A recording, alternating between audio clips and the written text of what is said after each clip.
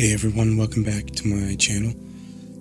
Today I'm going to talk about a new game that just released called Duet Night Abyss. So what is Duet Night Abyss? This game is sort of like a mix of Warframe, The First Descendant, and games like Woo-Wah and Genshin Impact. This offers a pretty unique experience in my opinion.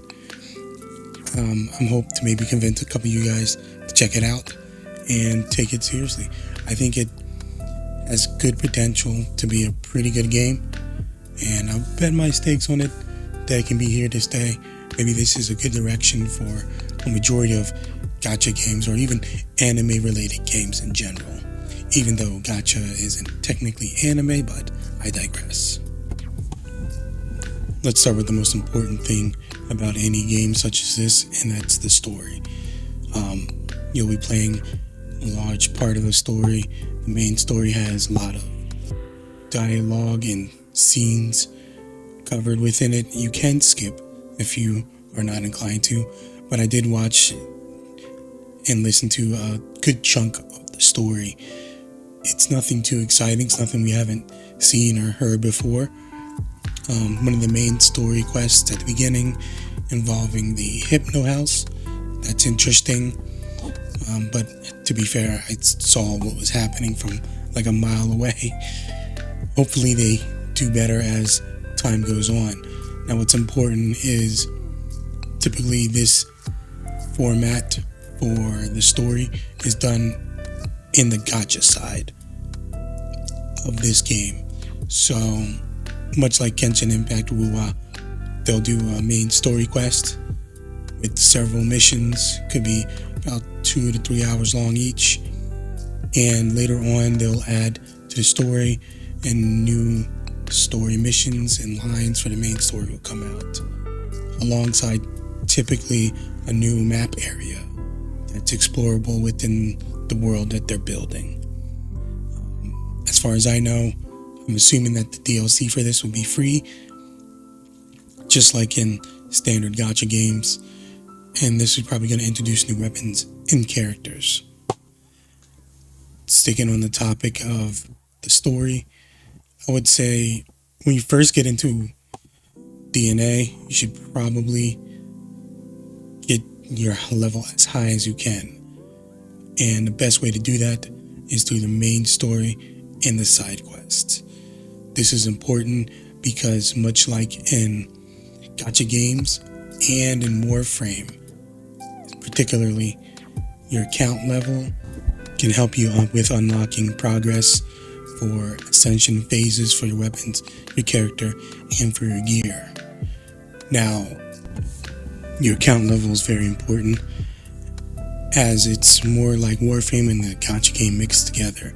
In a typical gacha game, you level your account up to progress for ascension phases, to gain more power for your weapons, characters, and your gear. In addition to this, much like in Warframe, in order for you to get access to better gear, you would still also need to level up your account. In addition to your main story and your side missions contributing to your account level experience that you gain, much like in Warframe, when you level up your different phases for your weapons and your character and your gear, you get trial experience. This is where it's similar to Warframe. Now let's talk about the commission section under the combat tab. Well, you spend most of your time playing this game. So going off into the combat menu, select commission, and here you can grind for all your standard gacha resources for your weapons, your character ascension, and your gold. There are 10 different types of missions that are pretty common in these kinds of games. You have your classic defense mode, where you defend a particular object. Capture mode, as the name implies, capture an enemy after defeating them. Termination is where you go around, destroy a certain amount of enemies. There's also your standard escort mission, survival mission, and in this game it's called exploration, and a payload mission where you defend the payload. This is named relocation. There are some similar modes that have little tweaks adding to the feeling variety like you would find in Warframe. Hedge is a great example of this, where you go in to destroy enemies within a certain area of the map to fill up a tank of some sort. Midway through the map, they'll send a heavy type of enemy. And another mode where Expulsion, where it's similar to Termination, except it's only one area of the map and the enemies come to you instead of you going to them. So it makes for a much quicker, in my opinion, one of the quickest ways to complete missions in this game.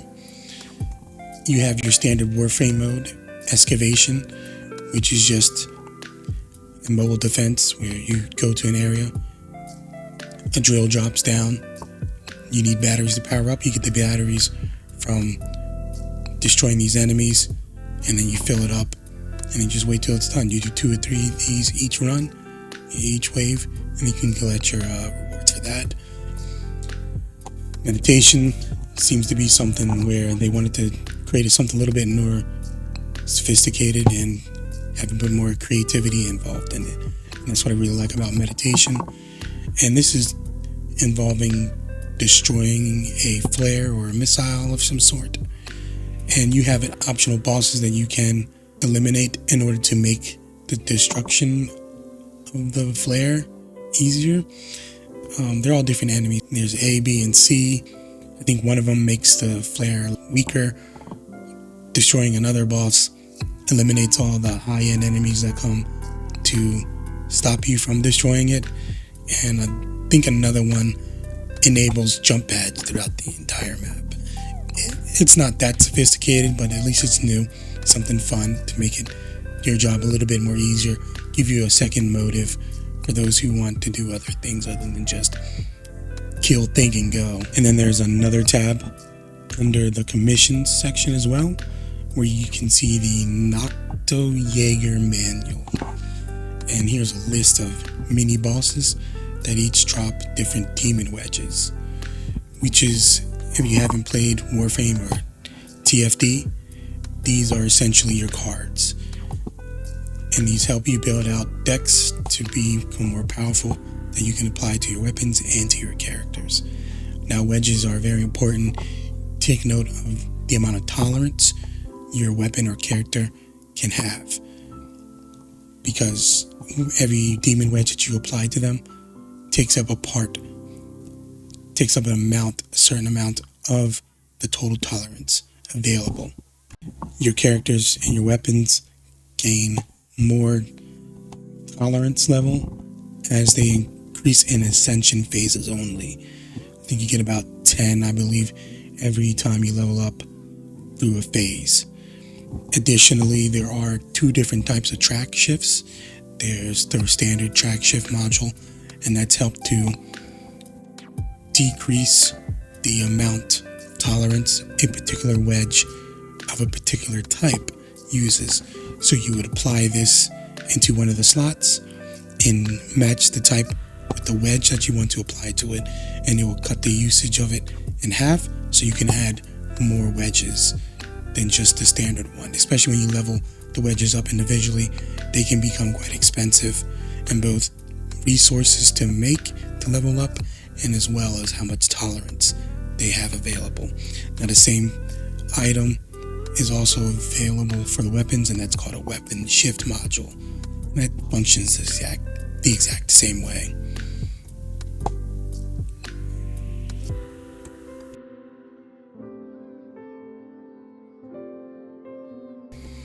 Keep in mind, when you do apply these track shift modules for your wedges, if you apply a different type other than the type that you had applied to that slot, it will then show up red, and you incur a penalty of some sort, meaning it will cost half as more to apply that wedge to that slot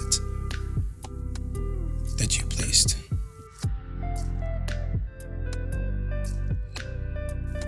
Another important tab, which is one of the most important tabs, is the covert commissions. This is the game's answer to the gacha aspect that they had recently spoke about taking out, which kind of hyped this game up. So instead of relics or amorphous materials in other games, here you would have secret letters. You can obtain these secret letters by completing missions through the main story or through mainly grinding those commissions that we spoke about before. Collecting 10 secret letter clues can help you get one secret letter for a particular character or weapon.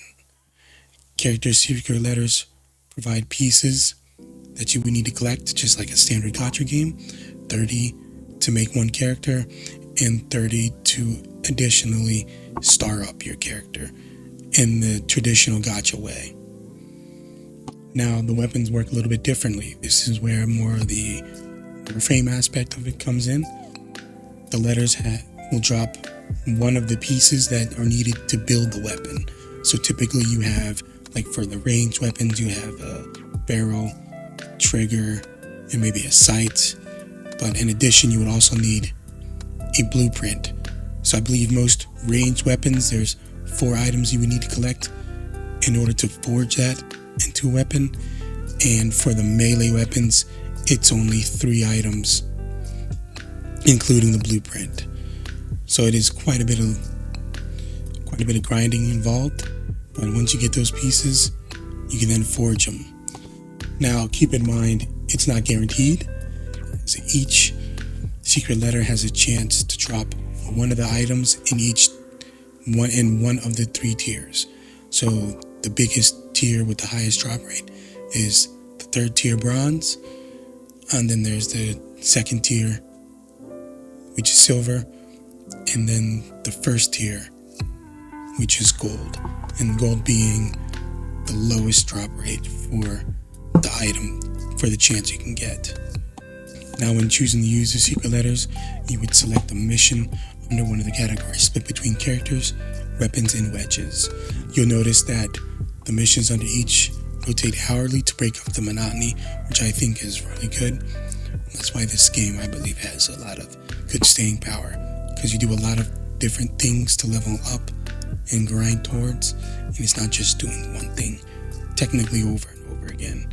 And if you check, some missions have an infinity symbol right next to them. This indicates you can run the mission repeatedly, uninterrupted, until you lose or until the hourly timer comes up. This by far makes it so much easy and seamless to run missions back to back to back. Now that we're done with the going over the covert commissions, we can go to the next tab over to the right here, and that would be the bounty commissions tab, which is the bounty commissions. This is a mode that only gives rewards 3 times a week, so I would say get to your highest level that you can before running this, because the higher the level you do this at, the more rewards, or the better rewards you'll get. This is a free way to get blueprints for the top tier demon wedges you can get, so that you can forge them. Now, this mission type is called a chase. This is again one of the more complex mission structures that they're doing. I think this is great because again, it really breaks up the samey feeling that is present throughout this game. So this one's pretty straightforward and simple when you do it the first few times, but you need to obtain information about your target by destroying these boxes with question marks. There's gray ones, they're worth less. Find the gold one, it gives you more. Once you're halfway done with the bar at the top filled up, you'll get a report for a target that you have to go ahead and hunt down. Once you eliminate them, you can go ahead and collect more of those boxes with the question marks on them. Once it gets all the way full, you'll have another hunt down. You got to get another commander to hunt down and kill off. Now, after you defeated both, you head to the chest room, and you face off an endless wave of enemies until they drop 6 keys in total. Once you got 6 keys, The treasure chest is then opened and you're able to get your loot. Pretty much should be guaranteed at least one Demon Wedge blueprint, gold standard, so that's pretty worthwhile. Remember, you can only do this 3 times a week, so I think it's pretty good so far. The mission structures are pretty well varied.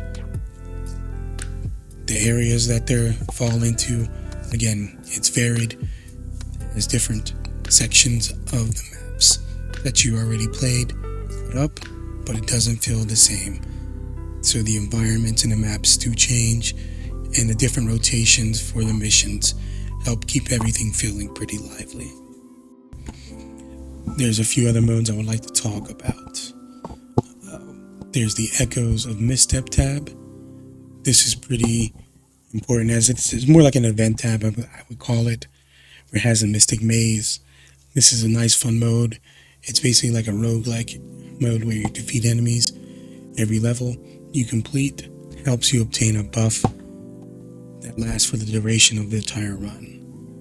And completion gives you standard gacha currencies to spend in their different shops, and allows you to spend points to permanently upgrade your character for future runs, but only within the Mystic Maze. There's also the Immersive Theater. This is similar to Genshin Impact's Abyss Dungeon. You have 2 teams, they're split. You can only use 1 character each, and there are 5 challenge stages for each teams. Once you complete them, you complete that act, and then you continue on. The longer you go, the higher the rewards you get. The last tab here in the combat section is the Nocturnal Echoes, and this provides scarlet letters for weapons and characters that can only be obtained through fighting these bosses. You can unlock these bosses by beating them in the main story. Each boss has several different level challenges that you can complete. Each tier has different rewards, but keep in mind these rewards can only be gained 5 times a week. And if that wasn't enough, there's also a nice little other part of this game where you have basically Genimons. It's a rip-off of Pokemon and Digimons. Pretty standard. Capture these guys. You can use Yum Yum treats to go ahead and capture them. The higher the tier, the rarity of the treats you use, the easier it is to capture them. Each of them have different abilities that can help you within fighting and when you're running through. Some of them help with loot acquisition, that gives you power bonuses. Be sure to forge some treats in the forge, and that we can catch them easier. There's also shiny variants, which is really great. Keep an eye out for those when you see them. It's an additional, much like Pokemon shinies, they work in the same way. Now what's important about the Genimons is each of them have unlockable slots. When you go to level them up, these can be used to add even more small bonuses that can help out your character universally, whichever one they're using at the time. In order to unlock more slots, you would need a copy of the same Genimon in order to infuse into the other. And then you can ascend them as well. So if you're looking for a new and exciting game to sink your teeth into, I would highly recommend Duet Night Abyss. The mix of different gameplay styles, different missions, variety of things to do. I do enjoy some of the cosmetic features that they have. Most of all, it's free. You can get in, enjoy it. They seem to be pretty fair. There is monetization, but I'm waiting at least for a little while to see exactly how they change things down the road. That's most important. Alright guys, see you next video.